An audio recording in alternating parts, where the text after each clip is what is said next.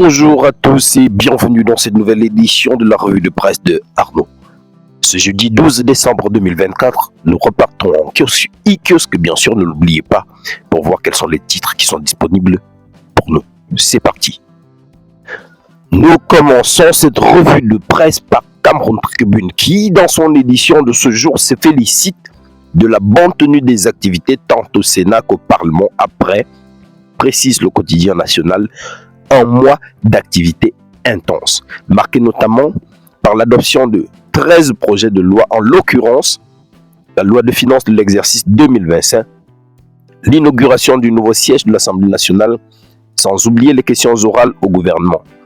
De tout ce qui précède, le journal conclut à une session bien remplie au Parlement, avant de rappeler que le principal défi à relever après cette session reste à faire profiter les populations de l'adoption de ces différents textes de loi par les sénateurs et les parlementaires. Dans les colonnes du quotidien Mutation, l'on peut lire qu'au sein de la magistrature, il se joue le bal des intouchables. Et pour cause, depuis 4 ans, il ne s'est pas tenu un conseil de la magistrature, sans parler du fait que selon le ministre de la Justice, Laurent Esso, sur 1784 magistrats, 865 seraient des indisciplinés si le résultat de l'enquête disciplinaire pour des faits de corruption dont ils font l'objet s'avère positif. Le journal de Georges-Alain Boyomo s'intéresse aussi dans cette édition au bilan de Samuel Eto'o-Fils à la FECAFOOT 3 ans après.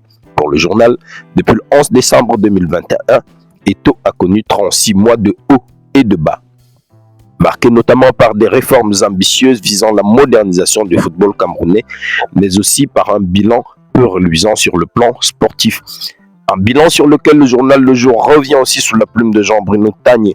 Pour le journaliste qui dresse ce bilan, ce 3e anniversaire de Samuel Eto'o-Fils à la tête de la FECAFOOT, en plus d'être marqué par l'arnaque, se caractérise par des promesses non tenues. Il parle de résultats sportifs alarmants et de gouvernance catastrophique. Mais le journal Le Jour, dans sa grande une de ce jeudi, s'intéresse davantage aux lycées et collèges dans lesquels les inscriptions s'arrêtent le 15 décembre 2024, suivant un communiqué du ministre des Enseignements secondaires, faute d'avoir leur matricule unique. De nombreux élèves potentiels, fait savoir le journal, risquent de ne pas être enrôlés. En économie, la réunion d'urgence des chefs d'État de la communauté économique et monétaire de l'Afrique centrale, CEMAC, annoncée pour le 16 décembre, laquelle devra se tenir sous l'œil vigilant des responsables du FMI, augure une improbable dévaluation du franc CFA, comme le prédit le quotidien de l'économie. C'est tout pour la revue de presse de Arnaud de ce jour. N'oubliez pas, abonnez-vous à notre plateforme YouTube Afro TV pour ne rien manquer de l'actualité nationale. Et surtout, n'oubliez pas d'acheter vos journaux, de les consulter sur la plateforme e-kiosque, www.ekiosque.cm. À demain.